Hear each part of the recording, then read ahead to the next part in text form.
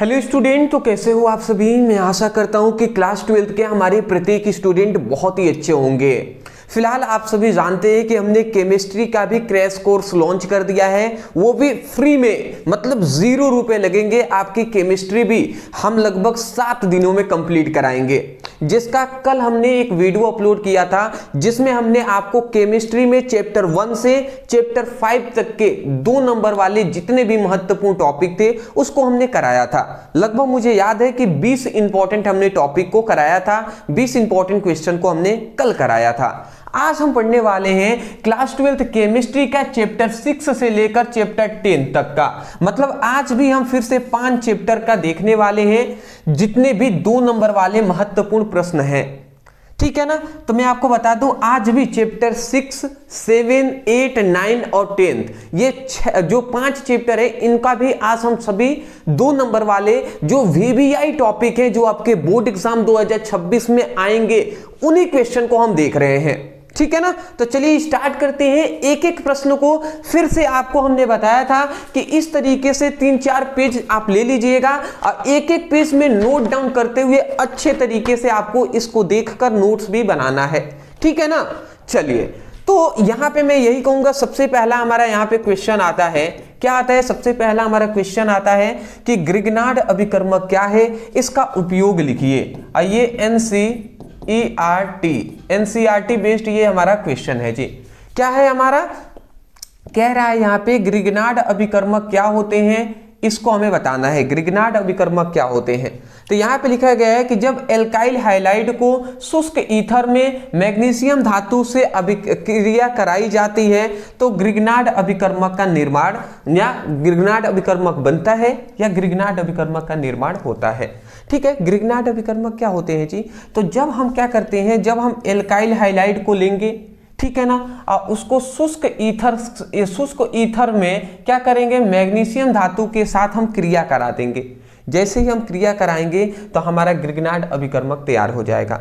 जैसे कि अगर हम एग्जाम्पल उदाहरण से बताते हैं, जैसे यहाँ पे हमने लिखा है इसका सामान्य सूत्र RMgX होता है, ठीक है ना। जैसे यहाँ पे ये कह रहा है कि जब एल्काइल हाइलाइड को लेते हैं, एल्काइल हाइलाइड का मतलब RX, ये हमारा क्या है, एल्काइल है, ये R क्या है, एल्काइल है, और ये X क्या है, हाइलाइड तत्व है, जैसे क्लोरीन, फ्लोरीन, ब्रोमीन, आयोडीन, इस तरीके से।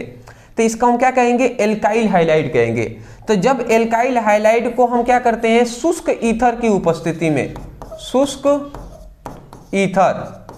ईथर की उपस्थिति में हम किससे क्रिया करते हैं, हम शुष्क ईथर की उपस्थिति में मैग्नीशियम धातु से क्रिया कराते हैं, मतलब Mg के साथ हम क्रिया कराते हैं। तो जैसे ही मैग्नीशियम धातु से क्रिया कराते हैं तो यही RMgX हो जाता है, RMgX बन जाता है, और इसी RMgX को ही हम क्या कहते हैं, ग्रिग्नार्ड अभिकर्मक कहते हैं।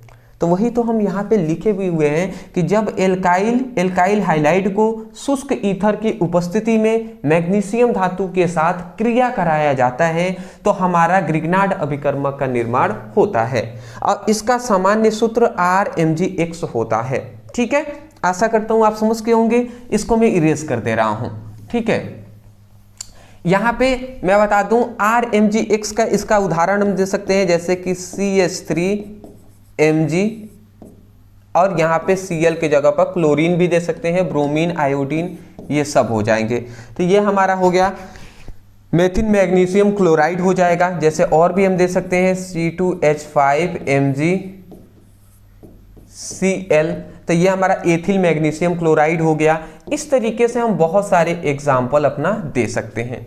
आशा करता हूँ समझ के होंगे। उपयोग की जहाँ तक बात करें, इसके निम्नलिखित उपयोग होते हैं। पहला हमारा होता है एल्कोहल बनाने में, दूसरा होता है कार्बोक्सिलिक अम्ल के निर्माण में, तीसरा हमारा होता है मतलब हाइड्रोकार्बन, यहाँ पे लिखा है हाइड्रोकार्बन बनाने में या हाइड्रोकार्बन के भी निर्माण में किया जाता है, और नई कार्बन कार्बन बंध बनाने में भी इसका उपयोग होता है। किसका दोस्त? तो जो हमारा ग्रिग्नार्ड अभिकर्मक है, इसका उपयोग होता है। आशा करता हूं आप समझ के होंगे। पहला हमारा क्वेश्चन कंप्लीट होता है। जितने भी स्टूडेंट हम पर भरोसा किए हुए हैं, इस वीडियो को देख रहे हैं और सीरियस के साथ हमारे प्रत्येक क्लास को वो कंसिस्टेंट 6:30 बजे वो अपना देखते हैं, तो उन सभी से मैं कहना चाहूँगा, आपने जो हम पर विश्वास किया है ना, मैं आपके विश्वास को कभी टूटने नहीं दूंगा।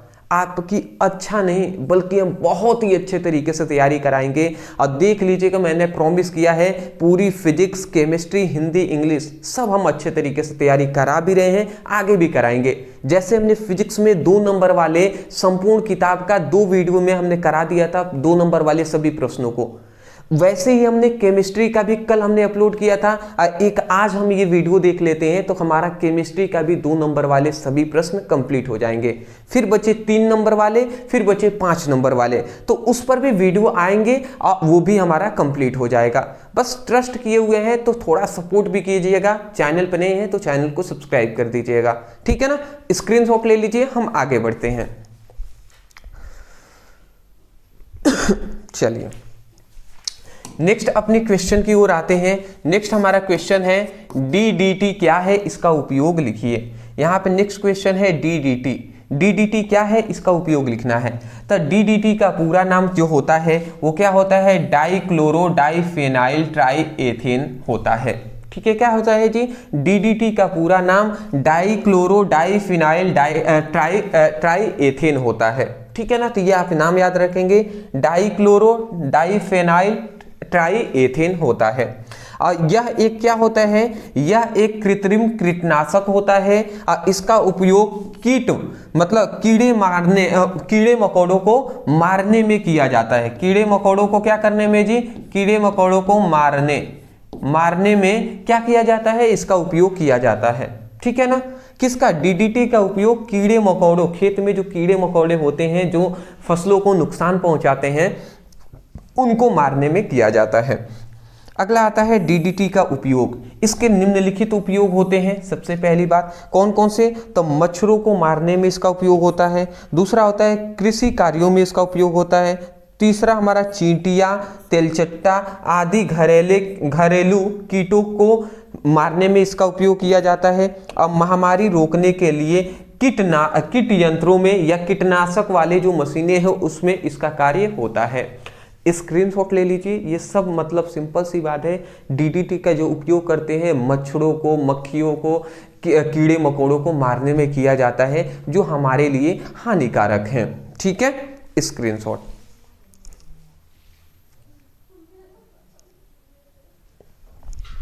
नेक्स्ट अपने क्वेश्चन की ओर हम आगे बढ़ते हैं। अगला हमारा क्वेश्चन आता है कि कार्बन टेट्राक्लोराइड के 2 मुख्य उपयोग लिखिए। अब देखिए कार्बन टेट्राक्लोराइड का 2 मुख्य उपयोग कौन कौन सा है, तो इसके निम्नलिखित उपयोग होते हैं। पहला हमारा इसका उपयोग है कपड़ों में तेल ग्रीस आदि हटाने के लिए इसका उपयोग होता है।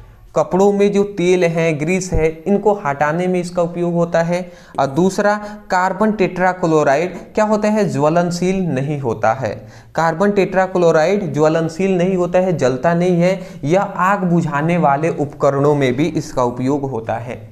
आग बुझाने के लिए भी इसका उपयोग किया जाता है। आशा करता हूँ समझ के होंगे। चलिए जी नेक्स्ट अपने क्वेश्चन की ओर हम आगे बढ़ते हैं। अगला हमारा 4th नंबर यहाँ पे क्वेश्चन आता है, फ्रेऑन क्या है, इसका एक उपयोग लिखिए। तो यहाँ पे फ्रेऑन क्या होता है जी, फ्रेऑन क्या होता है ये भी हम समझ लेते हैं। तो यहाँ पे हमने लिखा है फ्रेऑन एक कृत्रिम गैस है। क्या है जी, फ्रेऑन एक कृत्रिम गैस है। इसका उपयोग मुख्य रूप से शीतलन उपकरणों में किया जाता है। मतलब फ्रेऑन एक कृत्रिम गैस है और इसका उपयोग मुख्य रूप से शीतलन मतलब होता है ठंडा करने में, ठंडा करने वाले उपकरणों में इसका उपयोग होता है। जैसे ठंडा करने वाले यंत्र कौन कौन से हैं, जैसे कि फ्रिज हो गया, कूलर हो गया, तो ये सब ठंडा करने वाले मशीन है, इनमें इनका उपयोग होता है फ्रेऑन गैस का। अगला आता है यह रंगहीन होता है, गंधहीन होता है, अत्यधिक स्थिर गैस होता है। ठीक है, इसका उपयोग फ्रिज में, AC में, कूलर में इनका उपयोग होता है। अगला आता है फ्रेऑन गैस का उपयोग। फ्रेऑन का गैस का उपयोग क्या है, तो पहला है हमारा रेफ्रिजरेटर है, एयर कंडीशन, जो हमारा एयर कंडीशन मतलब AC होता है, उसमें ठंडा करने के रूप में फ्रेऑन गैस का प्रयोग किया जाता है। समझ के होंगे। चलिए जी, तो ये सभी हमारे 2 नंबर वाले क्वेश्चन है, बहुत ही बड़े नहीं होंगे बट फिर भी एक एक क्वेश्चन को हम ध्यान पूर्वक समझते हुए सीखते हुए आगे बढ़ेंगे।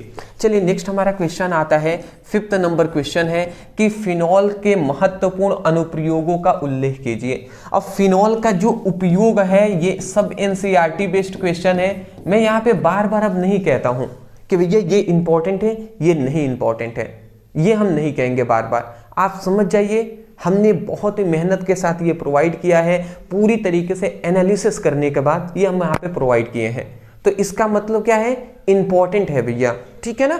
तो चलिए बार बार हम नहीं कहेंगे, ये नहीं सोचिएगा कि हम बार बार इंपॉर्टेंट नहीं कह रहे हैं तो ये वाला थोड़ा कम है ये वाला अधिक है, ऐसा कुछ नहीं है, सभी मोस्ट इंपॉर्टेंट है। अगला लिखा गया है फिनॉल के महत्वपूर्ण अनुप्रयोग, इसके निम्नलिखित उपयोग होते हैं। पहला इसका उपयोग है फेनोल्फ्थालीन और एजोरंजक निर्माण में, फेनोल्फ्थालीन के और एजोरंजक के निर्माण में इसका उपयोग होता है। दूसरा आता है विस्फोटक पदार्थ जैसे पिक्रिक अम्ल के निर्माण में भी होता है। अगला आता है पूतिरोधक और कीटाणुनाशक के रूप में भी इसका उपयोग होता है। मैं आशा करता हूं कि आपको समझ में आ गई होंगी। आगे हम बढ़े, चलिए नेक्स्ट हमारा क्वेश्चन आता है मोनोहाइड्रिक, डाईहाइड्रिक और ट्राईहाइड्रिक फिनॉल क्या है, इन सभी का संरचना सूत्र लिखिए। तो पहली बात हमें मोनोहाइड्रिक एल्कोहल, डाईहाइड्रिक और ट्राईहाइड्रिक एल्कोहल बताना है। देखिए एल्कोहल का सूत्र क्या होता है, तो ये हमारा बेंजीन रिंग है, अब बेंजीन रिंग के ऊपर अगर OH जुड़ गया, हाइड्रोक्सी समूह जुड़ गया तो इसका मतलब वो फिनॉल है जी, ठीक है ना। तो यहाँ पे ये कह रहे हैं मोनोहाइड्रिक एल्कोहल, मोनोहाइड्रिक फिनॉल क्या होते हैं, तो ऐसे एल्कोहल, ऐसे फिनॉल जिसमें बेंजीन रिंग के साथ एक OH समूह जुड़ा होगा तो वो हमारा मोनोहाइड्रिक फिनॉल होगा। डाईहाइड्रिक मतलब होता है 2, तो ऐसे फिनॉल जिसमें बेंजीन रिंग के साथ 2 OH समूह मतलब 2 हाइड्रोक्सी समूह जुड़े होते हैं उसे डाईहाइड्रिक फिनॉल कहते हैं। और ट्राईहाइड्रिक फिनॉल का मतलब ऐसे फिनॉल जिसमें बेंजीन रिंग के साथ 3 OH समूह जुड़े होते हैं उसे हम ट्राईहाइड्रिक फिनॉल कहते हैं, ठीक है ना। चलिए इसको हम बताते हैं जी। तो मोनोहाइड्रिक फिनॉल किसे कहते हैं, तो यहाँ पे लिखा गया है वे यौगिक जिनमें बेंजीन रिंग से केवल एक, देख लीजिए वे यौगिक जिनमें बेंजीन रिंग से केवल एक हाइड्रोक्सी समूह मतलब OH समूह जुड़ा होता है उसे मोनोहाइड्रिक फिनॉल कहते हैं। एक जुड़ा होगा तो उसे मोनोहाइड्रिक फिनॉल कहते हैं। जैसे कि यहाँ पे मैं बता दूंगा आपको, यहाँ पे एग्जांपल भी आप देख लीजिए। जैसे यहाँ पे ये इस तरीके से है, जैसे कि ये हमारा क्या हो गया, एक बेंजीन रिंग है इससे एक OH समूह जुड़ा हुआ है तो ये हमारा मोनोहाइड्रिक फिनॉल कहलाएगा, ठीक है। दूसरा हमारा होता है डाईहाइड्रिक फिनॉल। अब डाईहाइड्रिक फिनॉल का मतलब क्या होता है, वे यौगिक जिनमें बेंजीन रिंग से केवल 2, देख लीजिए बेंजीन रिंग से केवल 2 हाइड्रोक्सी समूह जुड़े होते हैं तो उसे मोनोहाइड्रिक फिनॉल कहते हैं।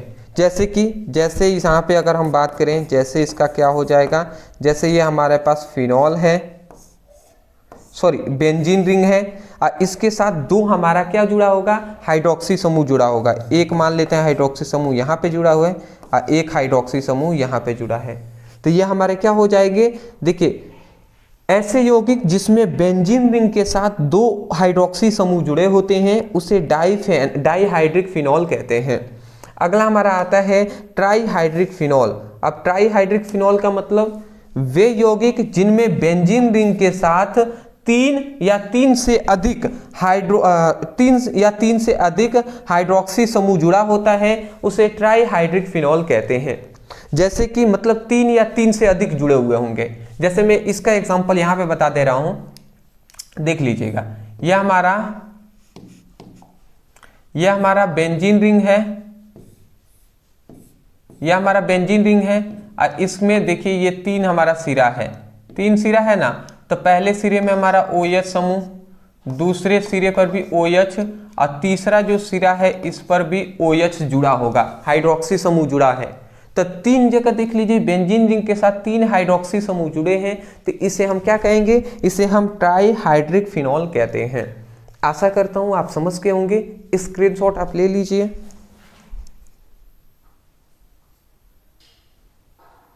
बेहतर जी। नेक्स्ट हमारा क्वेश्चन आता है 7th नंबर, जो हमारा है कि फिनॉल बनाने की विधि तथा इसका रासायनिक समीकरण दीजिए। तो फिनॉल बनाने की हमें क्या लिखना है, फिनॉल बनाने की विधि देना है और इसका रासायनिक समीकरण भी लिखना है। तो यहाँ पे लिखा गया है कि जब बेंजीन डायज़ोनियम क्लोराइड को अम्ल की उपस्थिति में जल अपघटन कराते हैं तो हमारा फिनॉल का निर्माण होता है। तो हम सबसे पहले क्या ले लेंगे, बेंजीन डायज़ोनियम क्लोराइड को लेंगे और उसको अम्ल की उपस्थिति में जल अपघटन कराएंगे, और जैसे ही जल अपघटन कराते हैं तो फिनॉल का हमारा निर्माण हो जाएगा। चलिए देख लेते हैं कैसे होता है जी। तो सबसे पहले हम क्या लेंगे, बेंजीन डायज़ोनियम क्लोराइड को लेंगे और अम्ल की उपस्थिति में जल अपघटन कराएंगे। क्या कराएंगे जी, जल अपघटन। तो यहाँ पे हम ले लेते हैं सबसे पहले एग्जाम्पल में, तो यहाँ पे हम बेंजीन डायज़ोनियम क्लोराइड ले लेते हैं। तो यहाँ पे हम ले लेते हैं बेंजीन डायज़ोनियम क्लोराइड। तो ये हमारा बेंजीन रिंग है और इसके ऊपर अगर नाइट्रोजन के साथ अगर Cl जुड़ गया तो ये हमारा बेंजीन डायज़ोनियम क्लोराइड हो जाएगा। तो बेंजीन डायज़ोनियम क्लोराइड को हम जल अपघटन कराएंगे। जल मतलब जल से हम इसकी क्रिया कराएंगे, जल अपघटन कराएंगे और किसकी उपस्थिति में, अम्ल की उपस्थिति में। H+ मतलब अम्ल की उपस्थिति में कराते हैं। तो जैसे ही कराएंगे ना तो एक यहाँ से क्लोरीन निकलेगा, यहाँ से एक हाइड्रोजन निकलेगा, यहाँ से H और HCl ये बाहर निकलेंगे। तो ये हमारा सबसे पहले तो यहाँ से HCl बाहर निकलता है, ठीक है ना। यहाँ से एक H, यहाँ से Cl, HCl बाहर निकल गया। फिर यहाँ से ये दो नाइट्रोजन हमें दिखाई दे रहे हैं, ये भी बाहर निकल जाते हैं। तो ये भी दो हमारे जो नाइट्रोजन हैं ये भी हमारे बाहर निकल जाते हैं। तो बचा क्या, ये OH बचा। ये OH आकर यहाँ पे जुड़ जाता है बेंजीन रिंग पर, और जैसे ही ये OH बेंजीन रिंग पर जुड़ता है तो ये हमारा क्या बन जाता है, ये हमारा फिनॉल बन जाता है। ये हमारा क्या बन जाता है, फिनॉल बन जाता है, ठीक है ना। और ये हमारा जल है जी। और ये हमारा क्या है, बेंजीन डायज़ोनियम क्लोराइड। तो मैं यहाँ पे लिख दे रहा हूँ बेंजीन डाइज़ोनियम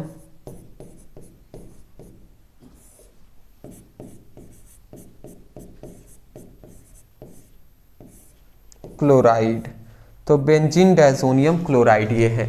चलिए स्क्रीनशॉट आप ले लीजिए, फिर हम आगे बढ़ते हैं। समझ गए हैं आप, ठीक है। नेक्स्ट हमारा क्वेश्चन आता है, अगला हमारा 9th नंबर क्वेश्चन आता है, एथिल एमीन क्षारीय प्रकृति प्रदर्शित करता है क्यों। एथिल एमीन है वो क्षारीय प्रकृति प्रदर्शित करता है क्यों। तो यहाँ पे लिखा गया है कि एथिल एमीन क्षारीय प्रकृति प्रदर्शित करता है क्यों, क्योंकि एथिल एमीन है, एथिल एमीन में से नाइट्रोजन पर लोन पेयर इलेक्ट्रॉन होने के कारण ये H+ आयन को आसानी से H+ आयन को क्या कर देता है, आसानी से ले लेता है। मतलब H+ आयन आसानी से ले लेता है, इसलिए ये इस पर क्या होता है, क्षारीय प्रकृति होता है। तो ये आपको याद रखना है। मतलब अगर आपको नहीं समझ में आया तो समझ जाते हैं जी हम इसको अच्छे तरीके से। देखिए इसका मतलब ये है, अगर हम ध्यान से समझें तो यहाँ पे कह रहा है कि एथिल एमीन है वो क्षारीय प्रकृति प्रदर्शित करता है। क्यों करता है, क्योंकि एथिल एमीन है, एथिल एमीन का सूत्र क्या होता है जी, C2H5NH2। तो ये हमारा एथिल एमीन है। तो एथिल एमीन में ये जो हमारा नाइट्रोजन परमाणु है ना, एथिल एमीन में ये जो हमारा एथिल एमीन में ये जो हमारा नाइट्रोजन परमाणु है, तो यहाँ पे लिखा गया है एथिल एमीन में नाइट्रोजन परमाणु पर लोन पेयर इलेक्ट्रॉन होते हैं। इस पर क्या होता है, युग्मित इलेक्ट्रॉन होते हैं, लोन पेयर इलेक्ट्रॉन होते हैं, ठीक है ना। लोन पेयर इलेक्ट्रॉन होते हैं तो इलेक्ट्रॉन होने के कारण H+ को मतलब क्या करता है, H+ को आसानी से ले लेता है। ये H+ आसानी से ले लेता है और इसी कारण यह क्षारीय प्रकृति प्रदर्शित करता है, ठीक है ना। तो ये बात आप याद रखेंगे कि एथिल एमीन क्षारीय प्रकृति प्रदर्शित करता है, क्योंकि जो हमारा एथिल एमीन में एथिल एमीन में जो नाइट्रोजन परमाणु के पास लोन पेयर इलेक्ट्रॉन होते हैं और ये H+ आयन जो है वो आसानी से ये ले लेता है, इसीलिए ये क्या होता है, क्षारीय प्रकृति प्रदर्शित करता है। चलिए स्क्रीनशॉट ले लीजिए, क्योंकि अगर ये H+ आयन देता तो वो, अगर देने की यहाँ पे बात होता, आसानी से लेता है, अगर ये देता तो वो अम्लीय प्रकृति होता, पर ये आसानी से क्या कर लेता है, ले लेता है, तो लेना क्या हो जाएगा, क्षारीय प्रकृतिक हो जाएगा। चलिए इस पे ज़्यादा ध्यान देने की आवश्यकता नहीं है, बस याद कर लीजिएगा, ठीक है ना, ज़्यादा कुछ बड़ा तो भी नहीं है। अगला आ रहा है डाइसेकेराइड का सूत्र और नाम लिखिए। एक डाइसेकेराइड का नाम और सूत्र और नाम लिखना है। तो एक डाइसेकेराइड कौन है, सुक्रोज क्या है, सुक्रोज एक डाइसेकेराइड है। सुक्रोज क्या है, एक डाइसेकेराइड है और इसका सूत्र क्या होता है, तो सुक्रोज का भी सूत्र C6H12O6, यहाँ पे C12H22O11, तो ये हमारा सुक्रोज का सूत्र है जी, C12H22O11। सुक्रोज क्या है, एक डाइसेकेराइड है और इसका सूत्र है C12H22O11। स्क्रीनशॉट आप ले सकते हैं, फिर हम आगे बढ़ेंगे जी, ठीक है। अगला हमारा आता है न्यूक्लिक अम्ल क्या है, इसका 2 मुख्य कार्यों का उल्लेख कीजिए। तो सबसे पहले आता है न्यूक्लिक अम्ल क्या है। तो अगर हम बात करें न्यूक्लिक अम्ल का, तो न्यूक्लिक अम्ल कार्बन, हाइड्रोजन, ऑक्सीजन, ध्यान से समझेंगे। न्यूक्लिक अम्ल क्या है, तो न्यूक्लिक अम्ल कार्बन, हाइड्रोजन, ऑक्सीजन, नाइट्रोजन व फास्फोरस युक्त जटिल कार्बनिक यौगिक है। क्या है जी, एक जटिल कार्बनिक यौगिक है जो मुख्यतः किसमें पाया जाता है, केंद्रक में पाया जाता है। ये अनुवांशिक सूचनाओं के वाहक होते हैं, मतलब एक पीढ़ी से दूसरी पीढ़ी में गुणों का ट्रांसफर करने वाले होते हैं। तो ये क्या है जी, मतलब न्यूक्लिक अम्ल किनसे मिलकर बने होते हैं, तो न्यूक्लिक अम्ल जो होते हैं वो कार्बन, हाइड्रोजन, ऑक्सीजन, नाइट्रोजन और फास्फोरस न्यूक्लिक अम्ल carbon, hydrogen, oxygen, nitrogen, phosphorus युक्त क्या होते हैं, एक जटिल कार्बनिक यौगिक होते हैं, जिसके जो मुख्यतः किसमें पाए जाते हैं, जो ये मुख्यतः है न्यूक्लिक अम्ल, ये मुख्यतः केंद्रक में पाए जाते हैं और यह आनुवांशिक सूचनाओं के वाहक होते हैं। किसके, आनुवांशिक सूचनाओं के वाहक होते हैं। ये बातें हैं जी, तो आशा करता हूं कि आपको समझ गए होंगे, ठीक है। अगला आता है न्यूक्लिक अम्लों का कार्य। इसके निम्नलिखित कार्य होते हैं। पहला आता है डीएनए आनुवांशिकता का रासायनिक आधार है। जो हमारा देखिए न्यूक्लिक अम्ल है 2 प्रकार के होते हैं, एक हमारा होता है डीएनए और एक होता है आरएनए, ठीक है ना, ये बात आप याद रखेंगे।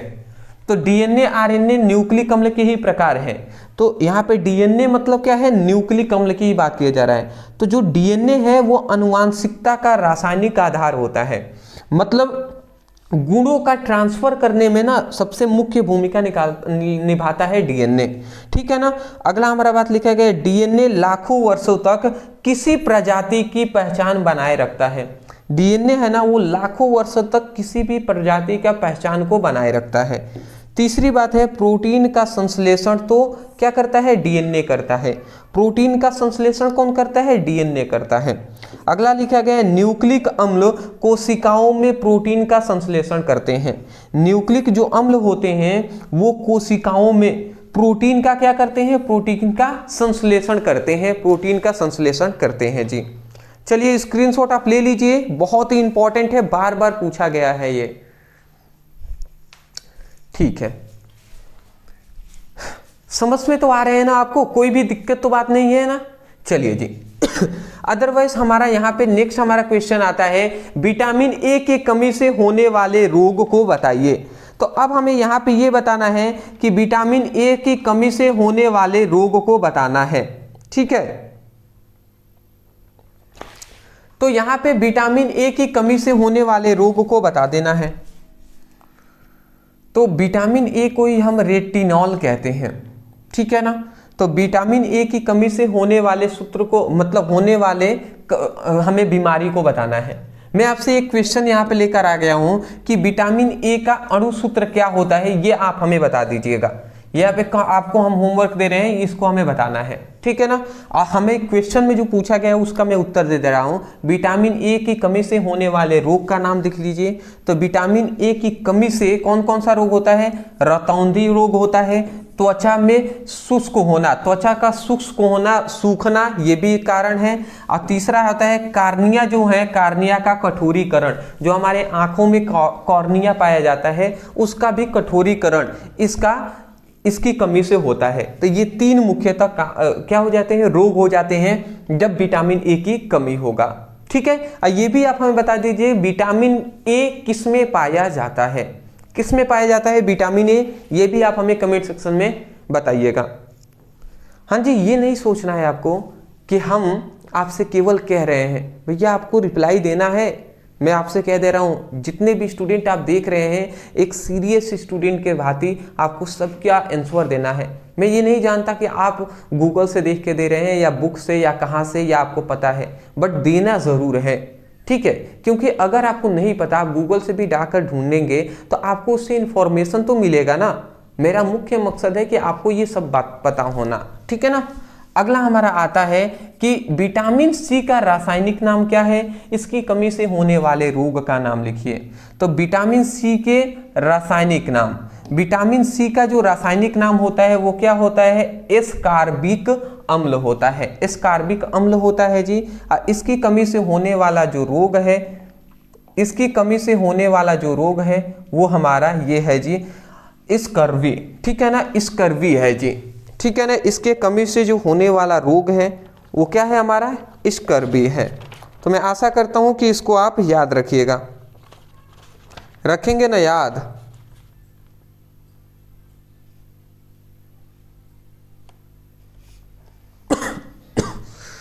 चलिए स्क्रीनशॉट ले लिए ना, ठीक। नेक्स्ट हमारा क्वेश्चन आता है 14 हमारा क्वेश्चन आता है आरएनए का संक्षिप्त टिप्पणी लिखिए। अब आरएनए क्या होता है जी, इसको हमें बताना है। आरएनए, तो आरएनए पर संक्षिप्त में टिप्पणी देना है। तो आरएनए एक क्या है? जैविक अणु है। आरएनए क्या है? एक जैविक अणु है जो प्रोटीन संश्लेषण में मुख्य भूमिका निभाता है, जो प्रोटीन संश्लेषण में मुख्य भूमिका निभाता है। और यह डीएनए किससे सूचना लेकर प्रोटीन बनाने वाले मिशनरी तक पहुंचता है। मतलब समझे, आरएनए क्या है? एक जैविक अणु है। आरएनए क्या है? एक जैविक अणु है जो प्रोटीन का संश्लेषण में मुख्य भूमिका निभाता है। प्रोटीन का संश्लेषण एक स्थान से दूसरे स्थान तक पहुंचाने में मुख्य भूमिका निभाता है। और डीएनए जो है, डीएनए से सूचना लेकर प्रोटीन बनाने वाले मिशनरी तक पहुंचाता है। तो ये बातें आपको सबको याद रखना है। अगला हमने बता दिया यहाँ पे आरएनए का पूरा नाम हमने यहाँ पे बता दिया है, देख लीजिएगा। आरएनए का पूरा नाम होता है राइबोस न्यूक्लिक अम्ल। अगला आता है इसकी संरचना होती है एकल सूत्रीय। अगला आता है इसका शर्करा क्या होता है? राइबोस शर्करा होता है। क्या होता है जी? राइबोज शर्करा होता है। तो मैं आशा करता हूं कि आज हमने जो भी आपको स्टडी कराया है यह आपको आसानी तरीके से समझ में आए होंगे। फिलहाल मैं आपको बता दूं, चैप्टर जो हमारा 6 से 10 तक का जो हमारा क्वेश्चन था, इसमें ज़्यादातर 2 नंबर वाले क्वेश्चन मतलब कम पूछे जाते हैं, या पूछे भी जाते हैं तो रिएक्शन टाइप में ज़्यादा पूछे जाते हैं। इसलिए जो इम्पोर्टेंट थे, जितना ज़रूरी था उतना ही हमने कराया है। हालांकि इसके रिएक्शन पे जी जो पूछे जाते हैं 1 नंबर में, 2 नंबर में क्वेश्चन, वो रिएक्शन पर हमने पहले ही वीडियो ला दिया है, वो आपने देखा भी होगा। नहीं देखे हैं तो एक अगर आप कहेंगे वीडियो तो हम ला देंगे संडे को, जिसमें हम पूरी आपकी केमिस्ट्री की कंप्लीट केमिस्ट्री का जितने भी इंपॉर्टेंट नेमिंग रिएक्शन है, क्या होता है जब, ये सब हम करा देंगे रिएक्शन को। तो ये आप हमें कमेंट सेक्शन में बता दीजिएगा। जितने भी स्टूडेंट हैं जो अपने बोर्ड एग्जाम में, सुन लीजिएगा, मैं यही कह रहा हूँ, जितने भी स्टूडेंट हैं जो अपने बोर्ड एग्जाम में कम से कम 85% से लेकर 95% नंबर लाना चाहते हैं, उनको हमारी ये जो टॉपर नोट्स है इसको ज़रूर लेना चाहिए। ज़रूर आप सभी को लेना चाहिए टॉपर नोट्स। टॉपर नोट्स में हम आपको पूरी फिजिक्स की, केमिस्ट्री का, हिंदी का नोट्स हम प्रोवाइड कर रहे हैं। पूरी फिजिक्स में सभी चैप्टर वाइज सभी इंपॉर्टेंट क्वेश्चन आंसर रहेंगे। फिर केमिस्ट्री में भी वही चैप्टर वाइज सभी महत्वपूर्ण नियम, सिद्धांत, परिभाषा, डेरिवेशन सब आपको चैप्टर वाइज मिलेंगे। फिर हम आपको इंपॉर्टेंट दोनों का 100 इंपॉर्टेंट ऑब्जेक्टिव क्वेश्चन देंगे। फिर हम आपको सभी रिएक्शन देंगे, तीनों प्रकार की रिएक्शन। अदरवाइज हिंदी में भी महत्वपूर्ण गद्यांश, पद्यांश सब कुछ आपको हिंदी में दिया जाएगा। मैं आपको बता दूं तो अगर आप ओनली फिजिक्स और प्लस केमिस्ट्री लेते हैं तो ये दोनों 199 में आपको मिल जाएंगे। हो सकता है 199 किसी के लिए बहुत ही ज्यादा लगे, बट मैं फिर कह रहा हूं शायद ये 199 ही आपकी पूरी जीवन को बदल दे। ठीक है, अगर आपको फिजिक्स, केमिस्ट्री और प्लस हिंदी लेना है तो ये 300 का जो नोट्स है ये ओनली आपको 249 में आपको तीनों का नोट्स मिल जाएंगे। तो मेरा यही सजेशन रहेगा कि इसमें 50 का डिस्काउंट भी है, 249 में तीनों ही मिल जाएंगे। और तीनों ये हमारी फिजिक्स, केमिस्ट्री, हिंदी का टॉपर नोट्स है। इससे आप स्टडी करके अपना जो सपना है आपका 95% तक लाने का, उसको आप पूरा कर सकते हैं। तो चलिए, नीचे व्हाट्सएप नंबर है, इस नंबर पे मैसेज कर लीजिएगा और इस नोट्स को जरूर ले लीजिएगा। इससे पहले का चैप्टर 1 से चैप्टर 5 तक का 1 शॉट वीडियो नहीं देखे हैं, डिस्क्रिप्शन बॉक्स में हमने लिंक दे दिया है, आप वहां से जाकर देख सकते हैं। और व्हाट्सएप ग्रुप, टेलीग्राम ग्रुप का भी लिंक है, वहां पे आप ज्वाइन हो जाएंगे। Thank you so much for watching this video. Thank you.